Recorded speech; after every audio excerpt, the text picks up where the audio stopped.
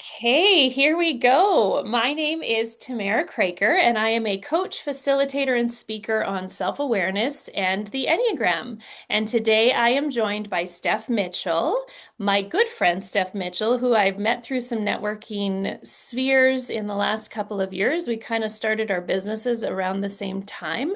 And Steph is a mojo maven and a podcaster. Welcome here, Steph. Thanks so much for having me. I'm very excited about today. Previously, we have been doing some mini interviews on people who knew their Enneagram number and their perspective. And today we're actually looking at what Enneagram number Steph is. We're going to figure it out. Yep, So, what have you heard about the Enneagram up until this point, Steph? Have you heard anything? sure. It's very much bubbled up in my work and just in talking with other people who are on, personal awareness journeys and trying to Yep. figure out who they are. And I've been kind of adjacent to conversations where they're like, "No way, you're a four, I'm an eight. Oh, that means this, this, and this." And I've always been really curious because I've observed that the people that have done it are Mm, really into it. And mm, it really mm. resonates with them, and it really skyrockets their ownership of their own kind of behavior now that they have this awareness that has kind of been kind of shepherded to them. So I love everything about this, and I'm so excited. I love that, and I love that description of it. You're exactly right. It kind of I look at the Enneagram as almost, sorry, my dog just walked in. I look at the Enneagram almost as like it can almost be a roadmap early on to say like, okay, like what would help me in my self-awareness journey? And it's just written there. You can read your Enneagram type and you can read some very practical tools to get you moving in that direction to become a little bit more aware of your patterns and some of those things that are operating underneath. So I'm pumped about this. So Love it. Steph brought up before we recorded that maybe I should take a guess on what her Enneagram number is. And I've known Steph for, let's say, like a year and a half now. And full disclosure, I guess everybody's Enneagram number the second I start talking to them. So I have tried to figure out Steph's number and been unsure. So I could put you in two kind of places at this point. I could see you in like the 4-3 heart zone, because Okay. I think you are, I can feel you're connecting, like your desire to really hear and understand and connect to people, and that's definitely a heart trait. But then there's something kind of like adventurous about you in the like head type 7 space. So it's kind of I'm on two opposite ends, and we will see where we go. Any I'm an thoughts on that? enigma. Yeah. Well, I guess we'll find out, right? We're gonna find out. That's That's the right. second part. So, for anybody who has not experienced an interview like this before, this is what I call a typing interview, and it's something I learned through my certification. And it is essentially, instead of doing your test online where you have to pick between 1 and 5 and there's no personal story involved, it's doing that kind of thing in person, or virtual. So it's doing it with a person. And so there's a bit more nuance to it. You can share anything that comes up. If there's a story that comes up, if there's, oh, I used to be like that, but I'm not like that anymore, share all of Okay, that. I would that's love to good hear to know. it. Yeah. Okay, good. Yeah. Okay. Perfect. Awesome. We're going to dive right into the deep end. Let's Let's do do this. it. So, the first question is, how easy or difficult is it for you to say what's on your mind? And what's the best way for me to answer, like a 1 to 5, or just Let's verbally start there. describe it? Let's start there, and then I would love for you to verbally describe it. Perfect. Okay. So, how easy or difficult is it for me to say what's on my mind? Mhm. 5 being easy. Sure. I'd say it's probably like a 4. Okay. I do have some residual people-pleasing tendencies, and so Mhm. being direct is something that I've been working on. Good for you. And what did that transition look like for you? What when you say I moved from being people pleasing to being more direct, what kind of cued that for you? Tolerating things that were not good for me. for too Mm, long, mm, and then really being able to observe my role in things not going well for me. And it mm, was the tolerating, it was the adapting for other people, and mm, not being able to speak my truth or stand my own ground mm, prevented me from being direct and standing up for myself and saying what I think, even if it's not popular. So mm. that's been the journey. Wow, good for you. And I really appreciate that you verbalizing that because I think a lot of us experience that. I think Sure. especially females experience that a lot, where there's pieces that we feel we have to do or we've been trained to do, and it isn't our best in our best interest. Oh, yes, politeness was a towering virtue growing up. And so unpacking that and Yes. dismantling that is the work of us grown-ups now. Yes, absolutely. Good for you. I like how you said that. That's so great. So, when it comes to saying what's on your mind, how does that look when it comes to something that might feel confrontational? Approach it on my terms. So Mm, taking my time to identify that the conflict will originally make me fearful, and mm-hmm, then stepping back and coming at it with love. And mm, because those are my terms, that's how I actually speak. I don't know how to yell at people. It's just not a mm, skill I ever developed. mm, Being able to communicate and confront mm. without being mean about it, without me telling myself that that's what confrontation looks like, because that's the old model. Right, right. That's very clear. Thank you. Do you find in those situations, do you find that you dominate those situations, or do you find that you kind of read the energy of the other person, or how does that usually go? I 100% am reading the other person's energy and trying to meet them where they're at so that the message can get through. Mm, Um, mm. and very, yeah, dominant is absolutely not the word that I would use for how I show up in those conversations. No. Would you say that's a trend throughout your life? Has that shifted throughout your life, or how does that fit with people pleasing is maybe what I would love to know. Right. So it's definitely a casserole of the people pleasing and the new kind of evolution of my approach. Yeah.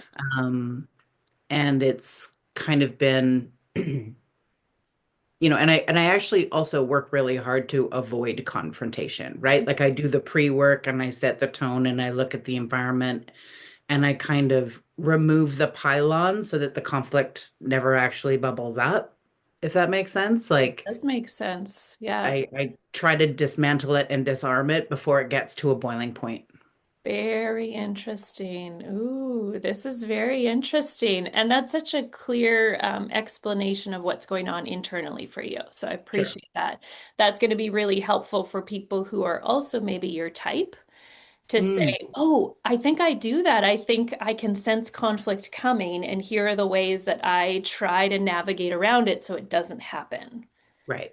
Right. Without, and it's not necessarily avoidance, it's Mhm. more like conflict control, right? It's just Sure. like getting if it, addressing the problem when it's small so that I don't have a battle on my hands, I think is the strategy anyway. Sure. Yeah. Yeah. That's very clear. Thank you. The next question is around fairness and justice. How attuned are you to fairness and justice?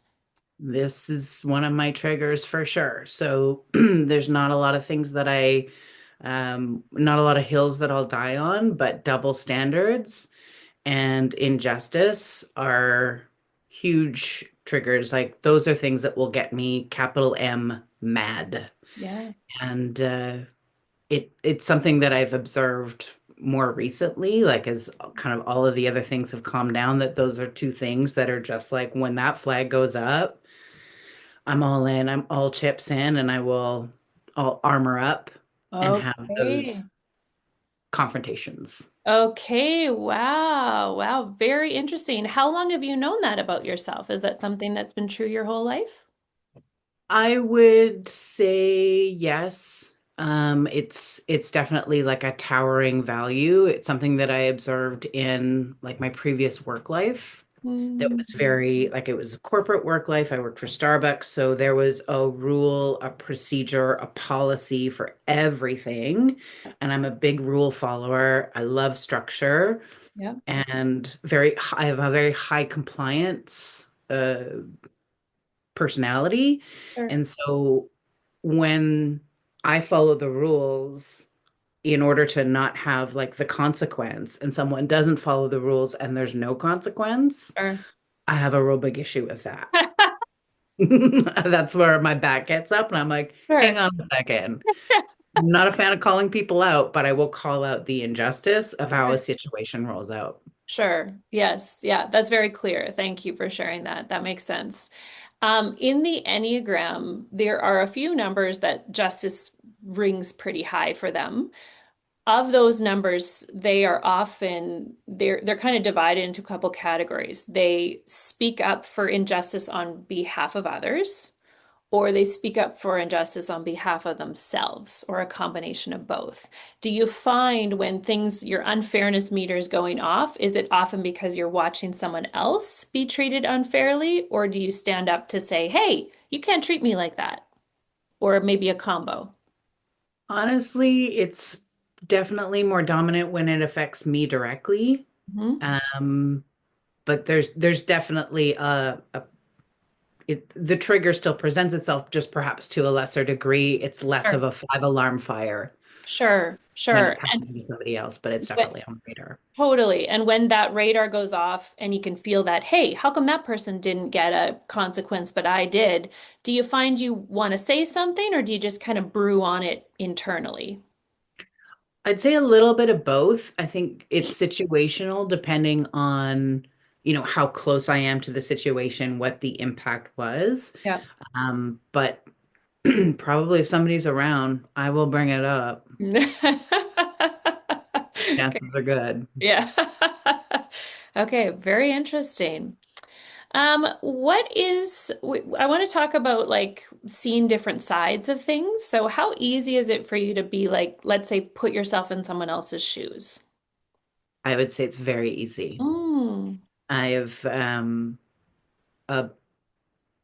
I project myself into like it's an empathy hmm, lever and my ability to kind of unpack what someone's feeling and kind of see how they got there is a little bit of a superpower that I have. sure. And I am able to almost see blind spots with people sometimes. Like I can see what they don't and how they got to where they are.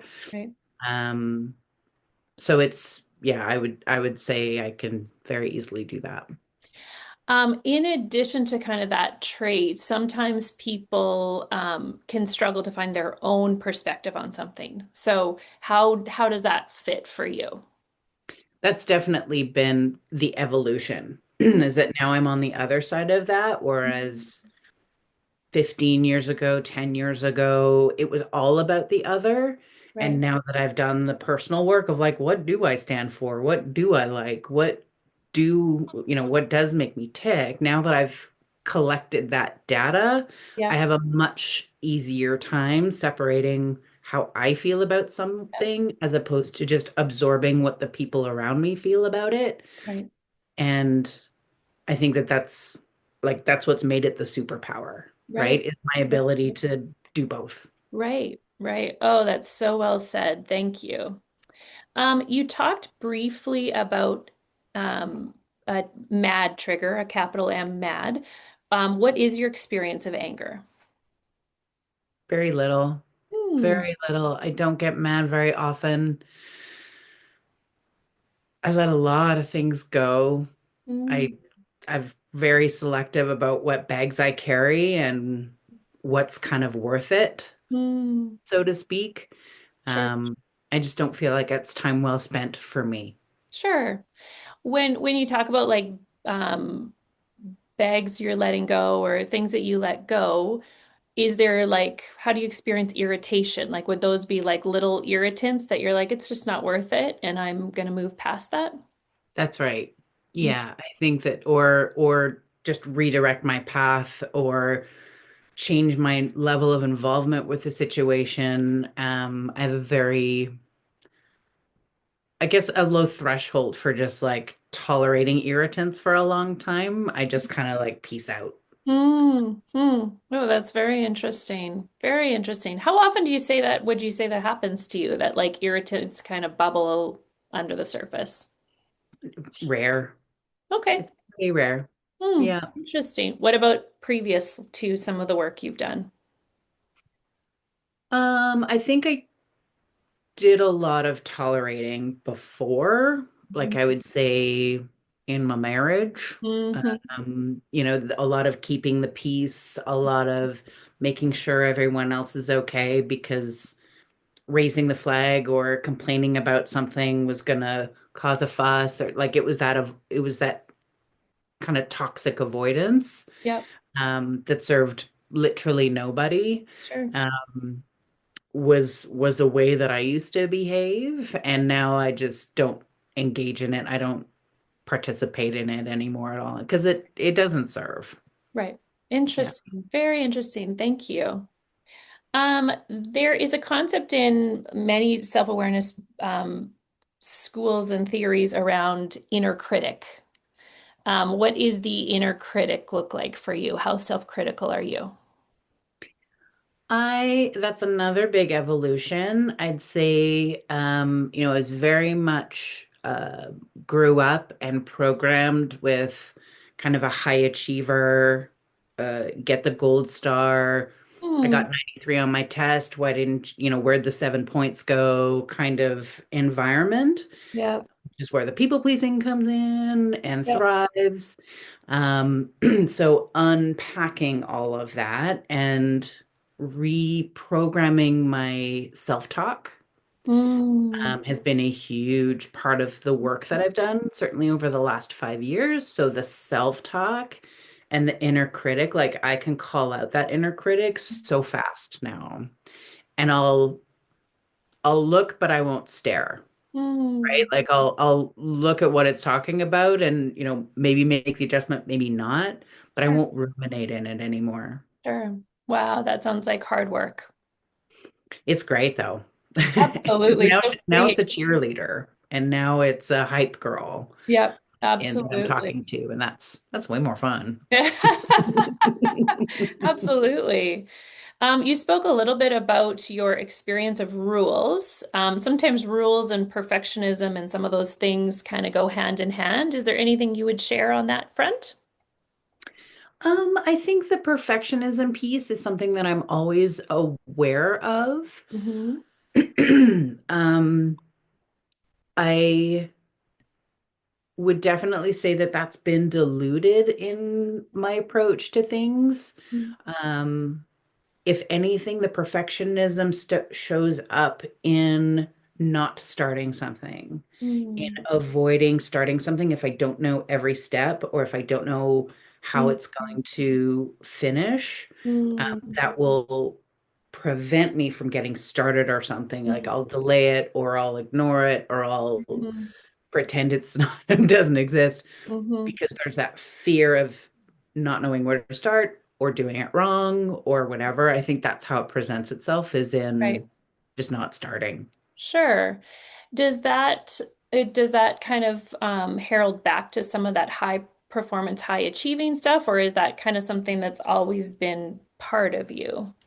I think it's more, I'm more aware of it now for sure, just through awareness and intention.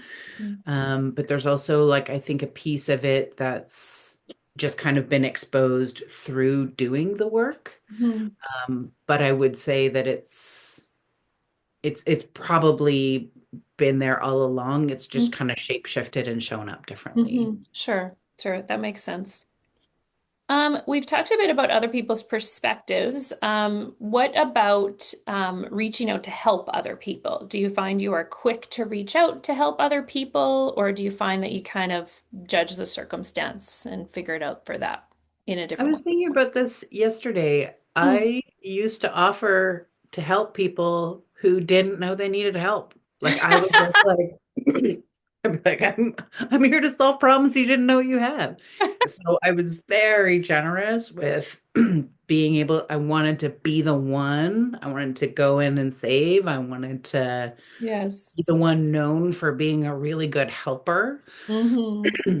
I would say that that's still definitely a part of the fiber of my being, but I'm more selective now and I'm more mindful to help people that are buying what I'm selling, that I have what they need as opposed to me imposing it on them.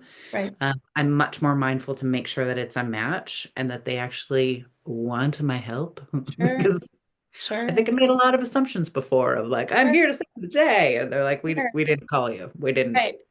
That's such an interesting revelation, self-revelation, because I think, if we think about the golden rule, like love others as you want to be loved, it's like there's a lot of assumption in that golden rule. Yep. And that doesn't really help if people don't want it or ask for it or 100%. Yeah. yeah, interesting. What kind of shifted that for you? I think burnout, exhaustion, frustration that my own goals weren't getting met. Meanwhile, I'm Mhm. just giving away all my stuff to everyone else and doing it under this like benevolent guise of like, aren't I great? Isn't this wonderful that I'm doing this? Right, How could there be anything bad about this? right, And then stepping back and having the perspective of like, oh yeah, this isn't what you're here to do. right, Nobody asked you to do this. right. It's not having the impact that my ego thinks it Sure. has. Yeah, Sure. When sometimes when help is offered and then it's rejected, there is a pretty significant reaction to that. Do you remember having that reaction? If I offer help and you say, no, no, I don't want your help right now, how did that feel internally? like if I offered someone help and they said no, thank you. Hmm. Um, I don't know. That's a good question. Hmm. It would, it probably would have negatively impacted my self-worth Hmm. before, Hmm. um, for sure. Uh, because my identity was so wrapped up in what I could do for others. Sure. Um, but I think now it'd probably be a blessing, of like, great, I'll take my time back and like just move on with my stuff or whatever. Sure. Sure. Yes, that totally makes sense. Okay, that's a great. Thank you for answering that. That clarifies things. How important is it for you to be liked by other people? Ooh, I was just talking to my friend about this yesterday. Yes. Yeah. Um, it again doesn't matter as much as it used to, Hmm. for sure. Hmm. Um, I am loving the part of my 40s where I get to put more and more things in the effort bucket, Yeah. Yeah. and um the RuPaul saying of like what you think about me is none of my business. Hmm. Big fan of that quote. Yeah. Um and again, just like that self-love component that I've just been pouring so much into is really displaced Yeah. that need. And I feel like I have this armor now where Hmm. it's like you like me or you don't. But Hmm. I don't feel like I have such a polarizing stance in the world that it Sure. actually, I don't, I'm not aware of people that have really strong feelings against me, Sure. Sure. um, but I think I'd be okay if they didn't, and have the perspective now of how that was not the case Hmm. prior. Hmm. Sure. Um, Sure. Well, it's really a journey, right? Because especially if we kind of grow up in that like people pleasing kind of nature, it's hard not to think a lot about what people think of you. for sure. Well, because that's what my self-worth was tied to. Absolutely. And Yeah. now that that's not the case, I think like it comes up in dating for sure, Hmm. right? Hmm. Of like just observing my dating journey of like how rejection felt in the beginning. Yeah. And, you get ghosted for the 15th time, it doesn't stink so bad. Building the muscle, the tolerance. Building the muscle. Very Realizing it was a interesting. gift in disguise. Very, very. I love this conversation. It's so real, and I just really appreciate you showing up Oh, with you, Steph. This is really awesome. Thank you. awesome. This is fun. Okay, good. We're kind of halfway through, so we got a few more questions to go. I'm in it. The next question is around overachieving. Would people who know you well describe you as an overachiever? I would say yes. Hmm. What would they be pointing Uh, out if they were going to say that? Um, I think if I look at like how I grew up, um, I overachieved because I gave absolutely everything I had. Mm, Um, so, if I think about it, like if we think of achievement in the traditional sense, like I have a lot of certificates of recognition, I have a lot of trophies. I showed up for everything that gave me a gold star, right? So that traditional model is mhm, really kind of what built me. mhm, And then that becomes part of my character, right? So if whether I'm a housekeeper or a CEO, like I'm gonna be the best at it, right? mhm, Like that is my mindset, that is my mentality. I don't do things kind of well. If I'm gonna bake, it's gonna be delicious. It's not just mhm, gonna be edible, mhm. right? So it goes from like the small things to the big things, Sure. and I think that that's observable from the outside by my work ethic, by how I show up, by how I finish what I start, Mhm, and those mhm, pieces. mhm. Very interesting. Sometimes tied to overachieving is workaholism. Is that, would you put those two in the same bucket? Would the people who comment on your overachieving also comment on overwork?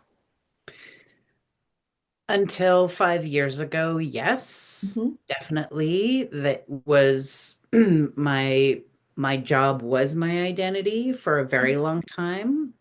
And when I broke up with that system and like became a bartender at 40 because it looked fun. And I think being in France, the work culture over there is so different, that I came in with like my North American hustle and like, let's start early, let's work late, let's do all the things. And they're like, slow down. Sure, We sure, have to have a list of things to do tomorrow. So like, don't do it all today. sure. And so that was a big culture shock, and I had to unpack that. And I was like, I think you guys are onto something. I Mm, have energy when I go home at the end of the right, day. I have right, desire to do things outside of right, work. And so it cracked open a whole other way of working right. that I'd honestly never seen or Sure, been encouraged to explore. sure. So Would you say that that new way of looking at work felt more like you and like some of that other stuff kind of was linked to the way you thought you were supposed to be? 100%. Okay, It interesting. it really felt like I'd shifted more into myself because I was Mhm. able to be a more well-rounded person Right. as opposed to the person who was defined by their work, where you get up, you go to work, and Yep. anything else you can achieve is bonus. Yep. Whereas now I had balance, I had diversity in my day-to-day life, Yep. and I was just able to explore more of who I was because I Absolutely. was doing more than one thing. Yes. Yeah, absolutely. The next question is around success and failure. How do you define those two, and what's your relationship to those Mm. words? Well, success is ever evolving in how I define it. Hmm. I've gotten really good at finding the smallest possible thing I can celebrate and celebrating it. Mm-hmm. So success can look like getting my to-do list done today. That's a success. It's Hmm. also success is also, measured in, you know, converting clients and getting the dollars in the bank account and Hmm. reaching the next level of, evolution in whatever project that I'm working on. So I'm able to see it in the micro and the macro. Hmm. And then my relationship with failure is still touch and go. In the moment, feels like I might die a little bit. And then always and every time with a little bit of space, breathing, and distance, I'm able to see that this is actually teaching me something that I need to know to get to that next step. So my my intellectual brain understands failure is the best thing that can happen. Yes. Um, it's just the rewiring of, you know, the worthiness and the fear and dialing those all in the right direction. That's still a Yeah. work in progress for sure. Yes. Yes, that's very well put. And I think that will be very relatable. Certainly, I relate to failure is touch and go. Is that what you said? Yeah. My Yeah. relationship to failure is touch and go. I agree with you. Yes. And that's, I Yeah. think, why there is so much rhetoric around that too, that, you Sure. you have to fail all those times before a success happens, right? And but it's hard to Yeah. live it. It's a different Yeah. story living it.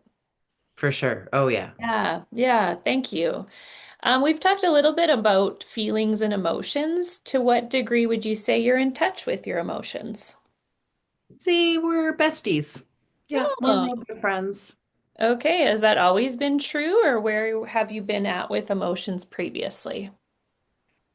My emotions, I would say very much like I want to say like they they ran the show in Mm. terms of just being able to guide, and sometimes they would show up whether I wanted them to or not. I've probably cried in front of every boss I've ever had. Mm. Um, not something I'm proud of, but it's real. I certainly didn't love it in the moment because I didn't have that, not control isn't the right word, but it's kind of the Regulation? right word. Yeah, Regulation or yeah. regulation, Okay. 100%. Yeah. And now I have such a, like I've just given myself such permission Mm. to feel whatever it is I need to feel and really honor it. And that came through a really tough spot of grief Mm-hmm. and just being like, well, if today's a sad day, then I'm just going to sit in the sad. I'm Mm-hmm. not going to try to work over it or around it. I'm going to wear it. Mm-hmm. And that and truly kind of surrendering to it allowed me to build a better relationship with it, Mm-hmm. honor it. There's no good or bad emotion. It just is. Mm-hmm. And everybody has them, right? Like I'm not some super special freak because I cry Mm-hmm. once in a while. Mm-hmm. It's just what's happening. Okay. So Yeah. I'm now at a place where I honor them. I Mm-hmm. Mm, believe they're that's really beautiful. important, and um it's it's directive, like it's teaching me something. Right. It's telling a story that I Yeah. need to listen to. So That's that's my beautifully said. That's very well said.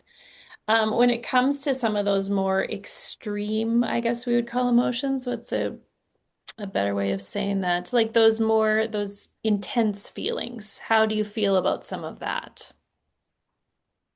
I think they're great. I think they're trying to tell you something. I Mm, think that it's a reflection of a value. I think it's a reflection of um like like towering beliefs mm, that kind of like bring me back home, mm, right? Like it pulls me back into like this is what you're feeling, mm, and it's time to look at the why, or how did we get here, sure. or what's the most important conversation that needs to happen now. Like Yeah. it's that five alarm, right? That's Right. saying pay attention. Right. What did that look like when you were younger? How comfortable were you with some of those intense emotions? Like, was that okay in your family? Did you kind of avoid some of those? What's been your process through that? Yeah, no, when we were little, we didn't have time for those emotions, right? Like Sure. it wasn't nurtured. It was like, okay, wrap it up. Are you done? You're crying. We gotta go. Kind Sure. of, it wasn't a very nurturing space for the feelings part. Sure. Um, and that's just kind of how it was. So I didn't know any different. I didn't know that, whether it was good or bad or not. Mhm. And then just kind of playing catch up as a grown up to be like, oh, okay, when I feel this, it's that. And kind of doing that Sure. homework in adulthood Yeah. to figure out what's allowed and what's not, Yeah, how to totally. process. Yeah. Yeah.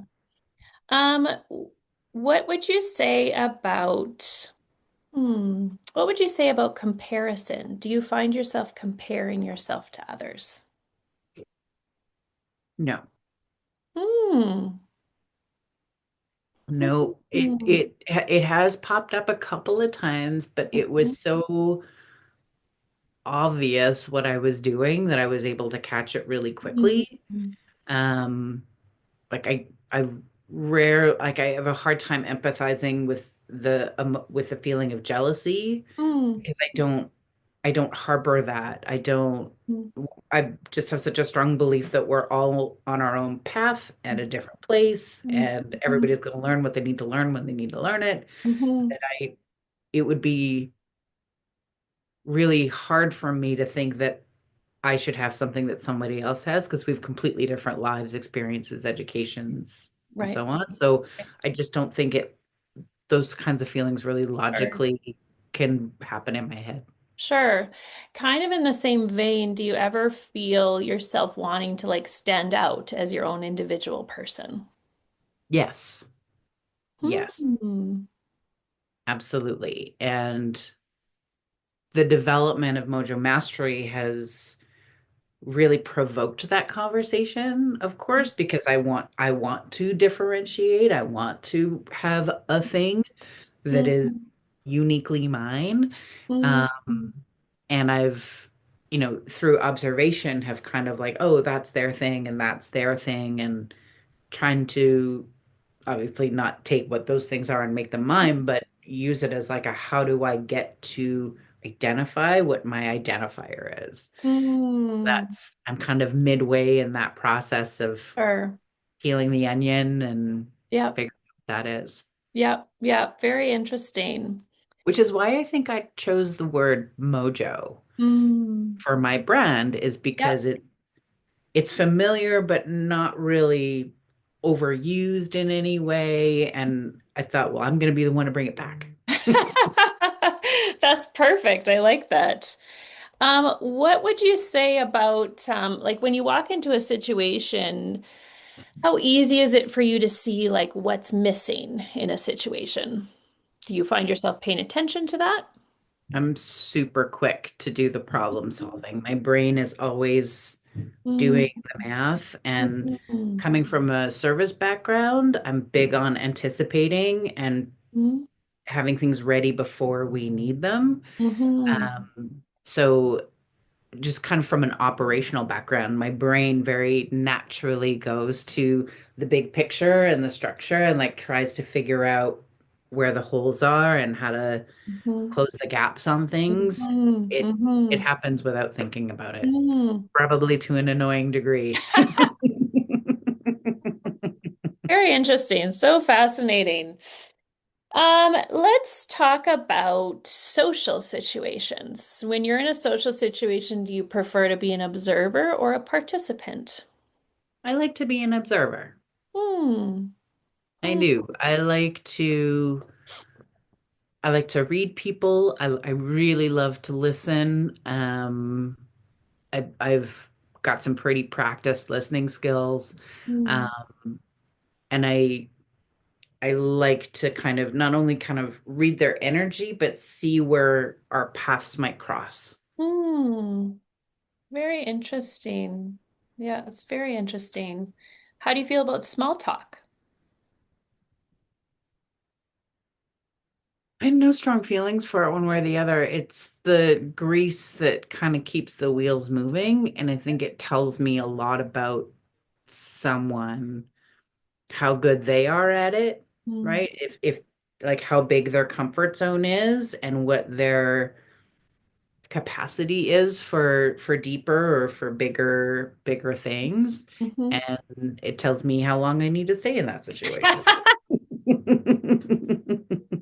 That's perfect. That's very clear. Thank you. What role does fear play in your life? Mm, Probably bigger than what I'd like to admit. Mm-hmm. Um, Certainly in the realm uh of business, like being a first-time entrepreneur, there's definitely lots of fear and lots of unknown. Mm-hmm. So I definitely have a closer relationship with it now than I have before. I mean, I've taken big moves before in my life, but this is kind of a new environment for my fear, so it's pretty interesting. Um, like I remember one time I was moving to France, and I had a 48-hour layover in Calgary, and I was staying with friends, and I was like, I'm gonna get a big bold haircut for my new life. And so I go to this hairdresser for the first time. Mm-hmm. She doesn't know me. I don't know her. And I'm sitting down and I'm like, cut off all my hair and give me bangs. And she's like, I don't do that for people I don't know. She's like, it's too big of a risk. And I was just like, look, I'm moving to France tomorrow. And I'm like, I need a new chic look. And she's Yeah, like, so you're not scared of anything? And I was like, no, I'm totally not scared. So right. cut my hair and gave me Yeah, bangs and it all was great. yeah. But that kind of reflected back to me of like, oh, what is a big move for someone else is just something that I do pretty Mm-hmm. much every 4 years. So Mm-hmm. so it was kind of an interesting way to see kind of how big decisions look on different people For sure. and Yeah, how I kind of navigate those on my own. So sure. So would you say some of the fears you have now are maybe more related to that conversation around success and failure? Are they related sure. to? Okay, interesting. Yeah, for sure. Because I think I have both. I think I have a fear of failure and I also think I have a fear of success. Sure. Sure. And navigating those and they pop up in big ways and little ways, Mhm. but they're definitely at the table. Very interesting. Does that feel still connected to some of that overachieving stuff from childhood, or does that feel like I true think to it's just your just experience? Yeah, I feel like that it's a reflection of like what I want for myself, like where I want to go. And I think my ambition monster is such a fierce kind of force of nature that that's the driving force between the fear of Mm, like not doing what the ambition monster wants to get done, mm, right? And mm, because I do believe in my bones that I am worthy of the success that I have as a vision for myself. mhm, mhm, Um, so the fear of not having, like, not achieving that, mhm, or mhm, what happens if I don't, right? mhm. It's those conversations that Right. kind of fuel the fire sometimes Sure, more than they get in the way. sure, sure. Yeah, that makes sense. Okay, we're just going to do one more question. Well, maybe two. We'll see. We'll see if it leads to some more questions. The Okay. last question I want to talk about is limits. How do you experience limits and how important is freedom? Mm, um, Interesting question. Limits. Speed limits, I respect Mm-hmm. for sure. Yep. Again, back to the compliance piece. Yep. I feel like I'm always very hyper aware of the should and shouldn't. Sure. Um, when it comes to a mindset, Mm-hmm. it's totally different.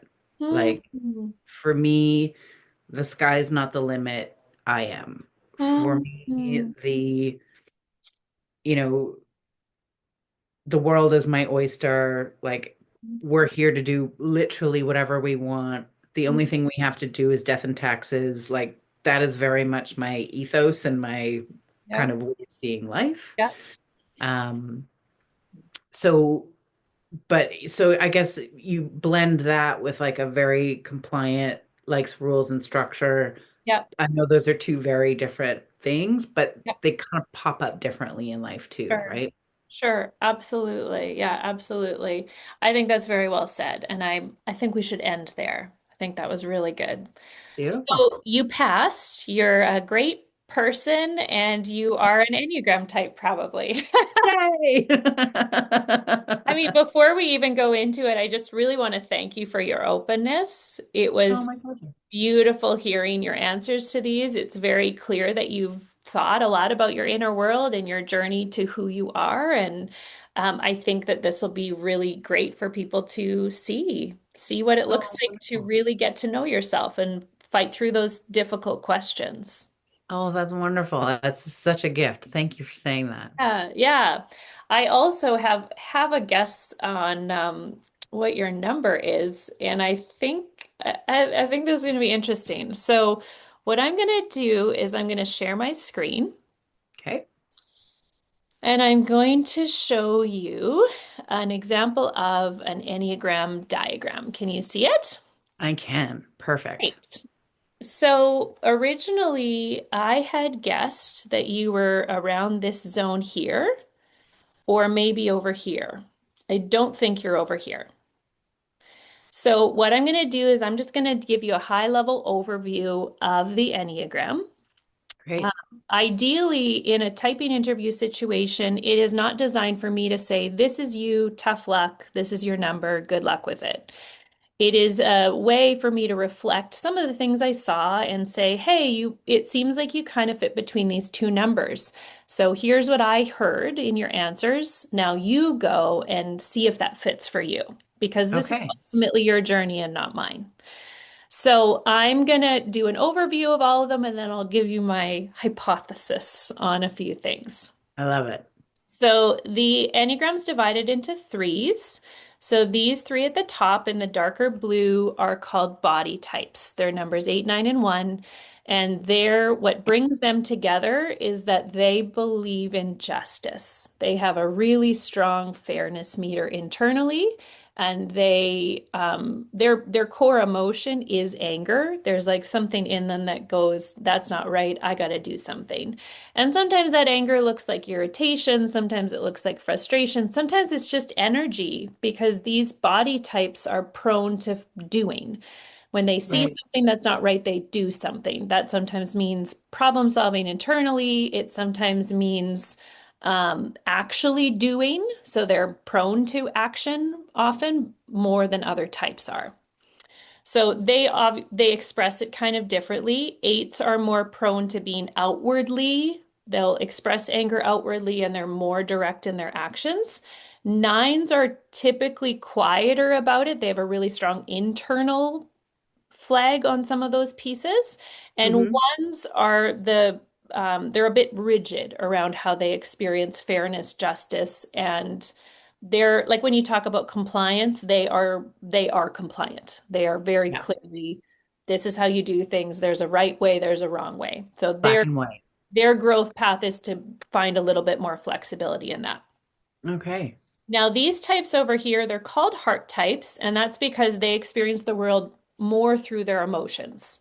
They are more focused on connecting with other people, and so they either are reading other people's emotions and trying to connect, or they're reading their own emotions and trying to figure out how to connect with people that way.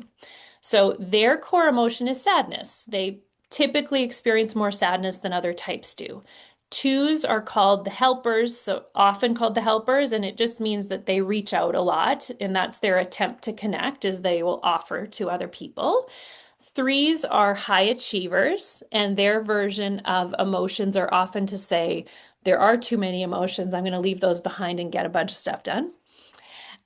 Fours are very aware of emotions and often spend too much time in their emotions, and they do need to move through them and let emotions be so that they can move on and connect and do other things. Interesting. These numbers over here, 5, 6, and 7, are called head types or mind types, and they are typically more strategy focused. So they can sometimes get into worst case scenario thinking situations. They can get into inaction because they are looking and searching for kind of the best way forward. And so when the best way forward, I mean, you said it, right? It can be anything. So then, Yeah. um, if anything is possible, you never get to the thing that moves you forward. And so sometimes mind types can get a little bit bogged down by that. Also, part of that system is that their core emotion is fear. And so fear will often keep us frozen in place and fearing that we haven't come to the best solution to move ourselves forward, and it kind of keeps us trapped.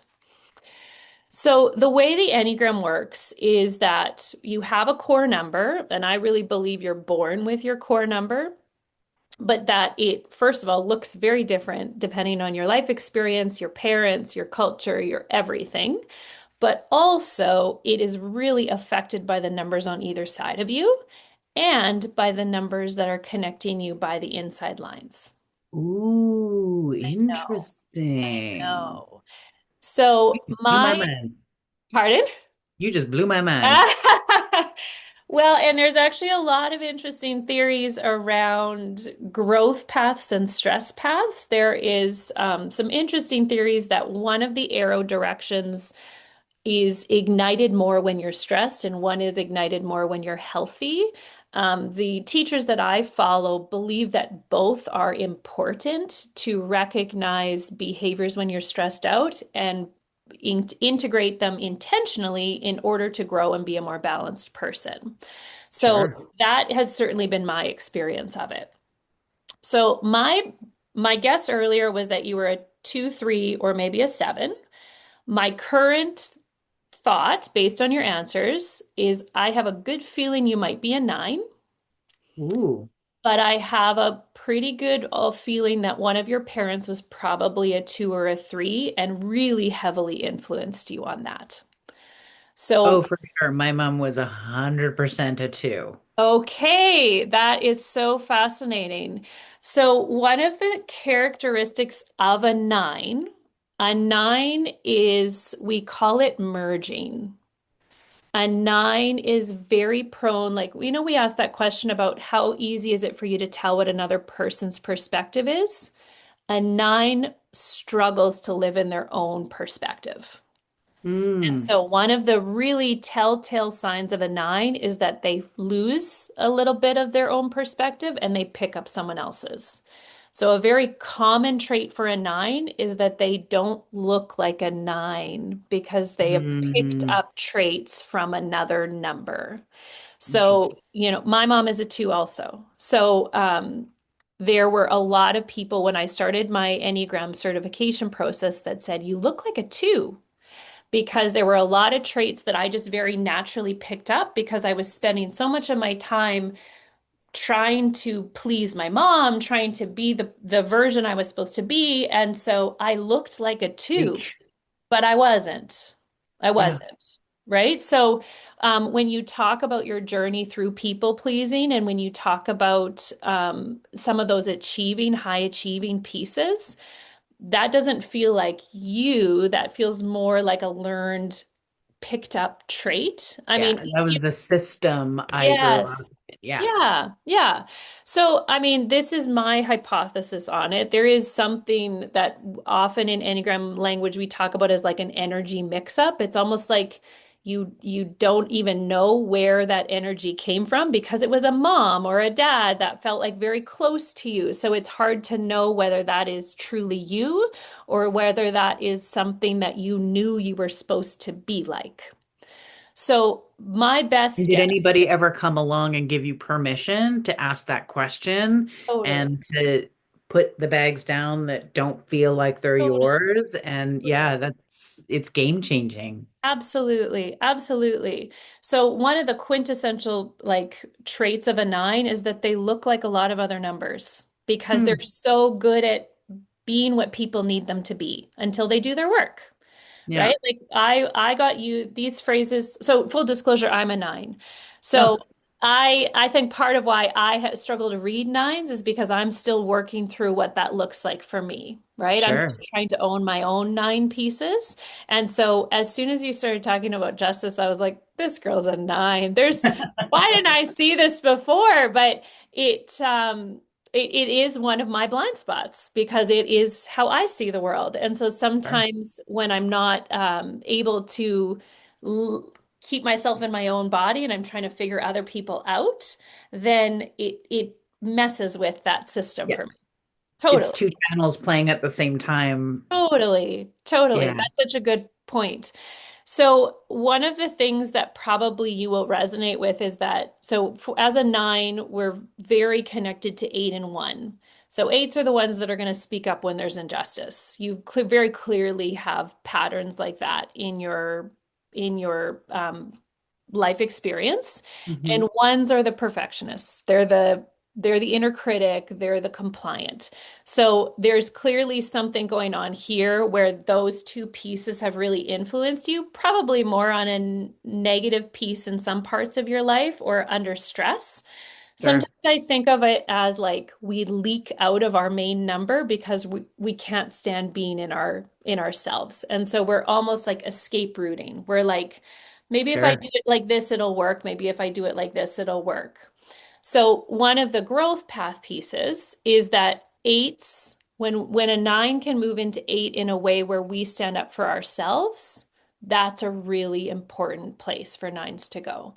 Nines aren't always good at standing up for themselves. They forget about it. Yeah. So eights That don't. track. Eights don't. They don't forget that they deserve the same fair treatment that other people do. Um, Right. so when we can get that mindset into our system, it goes miles. It goes miles and miles. Wow. Ones are really good at following through. They never miss. They always follow through. And so nines, when you talk about that avoidance piece where it's like, maybe I'll do it tomorrow, maybe I'll do it tomorrow, maybe I'll do it tomorrow. Ones I'm gonna don't do wait till it that. feels right. Yeah. Totally. Ones Yeah. don't do that. Ones just do it. So Yeah. that is a really healthy space for nines to go to when they feel that avoidance piece. Eights and ones actually both do that. Eights are like, I have an idea and I'm going to execute it. They just do it. So both of those spaces are really healthy for. Yeah. Because just the way you said that, that sounds very aspirational for me, right? Like I'm just like, I need more of that energy. So it's good to know that they're neighbors, that I can Yes, call them for that cup of sugar and be like, absolutely. hey one, let's do some things. Absolutely. And eights and like our wings are very easily accessible. Just like you said, there are neighbors, you go and ask them for a cup of sugar. They're going to feel pretty natural to incorporate in there if we can kind of be really ourselves first and then incorporate them in. So if we're adding them Okay. to our true selves, it's a very different story than trying to pretend like we are one or the other. Preach. Love that. That's great. So the other piece with the arrows, this will be the last thing I'll share. I know our call is getting long here because this is just It's so you're a great. juicy. Oh, and you're such a good example of this. So this is perfect. So I'm right at the moment, I'm assuming you are a nine and this is not you do your own journey around nines and twos, and I would love to hear what you come up with. But I'll just go on this assumption and give you a few bit of information, and then you're welcome to let me know if it fits or not. Right. So when I was really young, I actually experienced a lot of this fear, security orientation piece Okay. because I felt this was where I went when I was stressed out. So Okay. my mind would get going and I would be like, what if that happened and that happened and that happened and that happened and that happened and that happened? Mm. So I incorporated that space out of stress a lot. But what I've now learned is this can also be a space that encourages me to expand how I'm looking at a situation. Mm. Sixes are really good at seeing multiple possibilities. And so when I approach a problem, instead of saying, okay, I have an idea, I'll go with that one, if I can say, but what if there's two other ways you could do that? And I Mm. pause myself long enough to say, what if there are two more positive ways? Not like worst case scenario thinking, but like, okay, what if I even drive a different way to go to my favorite ice cream place? Like, I'm going to take Yeah. this path, or I could take this path, or I could take this path. Yeah. It really expands what is possible, and then you don't get trapped in that right or wrong system. Or the rut of rinse and repeat. Right. Exactly. Yeah, I love that. Exactly. So that's one kind of quick thing that you can do in the sixth space. And that's kind of a longer term, like flexing that muscle of possibility. Hmm. Now, this space over here, I don't know if you have this experience, but I go to the three space when I'm stressed and I go, okay, well, I should do something. And then I do 1,000 things, but none of them are the thing I should actually do. They're just doing for doing's sake. Yeah. What is really helpful, though, in this space is that when I get that avoidance piece, if I can pick the thing that is the worst thing on my to-do list and I do it first, Yeah. it unlocks a whole bunch of other things on my to-do list. Yeah. Yeah, And you get to it and you're like on fire and you've got totally, your juices flowing and you've solved all the totally, problems. The beast is behind you and not like totally. hiding in the cupboard anymore. Yeah. Totally. Totally. This is also, I think probably you're living a lot in your three space right now because this is the healthy self-promotion space. This Right. is the saying to yourself, I deserve a spot in a microphone and I should share what I've been given with the world because I'm an incredibly important part of the world and my voice and exactly my message is what the world needs. And threes Absolutely. are way better at that than nines are sometimes. Yeah. Fascinating. Mm-hmm. Mm-hmm. So I'm gonna stop us there. Any thoughts, questions? How are you feeling over there? This has been amazing. Oh, This has good. been so wonderful. I love the process. It's- I love having to be kind of held accountable for my journey by telling the Mhm. story of it, right? Mhm. We do so much of self-work in a vacuum, right? Like we Yeah, don't go out into the world and say, well, this is what I learned about myself today. right, So right. to be able to have it reflected back and to be able to hear it out loud and to be able to really zero in on a lot of the work that I've been doing and then Yeah, kind of bring it to light yeah, and now put it under a microscope and do a little bit of science and a little bit of measurement around it yeah. um, is very enriching and it's very eye-opening. It's very validating. Mhm. And I definitely thought when I looked at the Enneagram wheel, I would have pegged myself as a four. Interesting. And because there's definitely characteristics there that resonate, but I think that those are more surface, Hmm. perhaps, and Hmm. the deeper, real kind of DNA stuff is living in the nine. I think you're onto something there. I mean, I circled three and four because there is Yeah. actually a subtype of four called the self-preservation four that often doesn't look quite like a four. So, um, you feel absolutely, I'll send you some stuff to look into that because the self-preservation four has a bit of that workaholic mentality. And is typically on the more positive side of emotions, like leaves kind of the negative ones behind. But Yeah. I do wonder. So there's one characteristic of a four that seems to be different than your experience, and that is that comparison piece.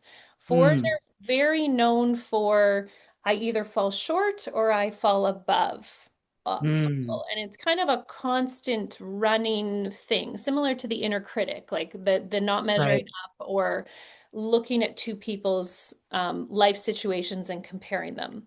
And Mm, so possibly what you're seeing is also part of that mix up with your mom because the two and the four are connected. yeah. So that could also be an avenue there, but certainly worth a deep dive. It, Yeah, for sure. yeah. And I'm curious, like, because I feel like the last 5 years have been so transformational for me, Mm, like internally, mhm, to really kind of come into myself in the most authentic way I've ever been. mm, And I love and respect how you believe that we are born with a number. Had I taken this test 10 years ago, mhm. I strongly believe I would have gotten another number because I was Sure. living with a mask of Totally. my mother and the systems and have Totally. since like Totally. that has burned down and Yep. other things have emerged. Absolutely. So yeah, I feel like this is the perfect time for me to be having this conversation because I think it's the most real because I feel the most real. Like I feel Absolutely. the most myself I ever have. Absolutely.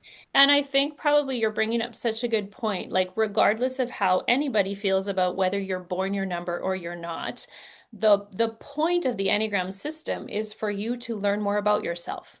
So Yeah. let's say 10 years ago you tested as a 4. That's fine, right? There is so much to be learned about you being a 4 10 years ago, and then Yeah. taking a test now and going, maybe I'm not a 4. That Hmm. journey of why it was a 4 then and why it might be a 9 now, it really has nothing to do with what number you claim to be or any of those things. It's the content and the motivation behind why did you think you're a 4 and why do you think you're a 9? And there's so Right. much information there. I So mean, much. I know coaches that I'm in this program with. I know a coach specifically that she's probably in her 50s and she's been a coach for years. And when I met her, she was an 8 last year. And when I met her this spring, she was a 4. And Wild. it just didn't, there was pieces about the subtypes and about how she saw herself that just didn't fit at the time. And when she finally landed in her type, she's like, oh, I'm absolutely this time. I'm a 4. I don't know how I didn't see it before.